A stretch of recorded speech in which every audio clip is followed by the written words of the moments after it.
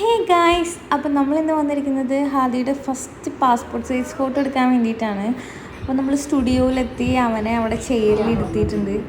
അപ്പോൾ അവൻ കുറേ നേരം അടങ്ങി എന്തൊക്കെയോ കാണിച്ചിരിക്കുന്നുണ്ടായി. നമ്മളിവിടെ പുറകിൽ നിന്ന് ചിരിപ്പിക്കാൻ നോക്കിയിട്ട് അവൻ മര്യാദക്കൊന്നും ചിരിക്കണ്ടായില്ല.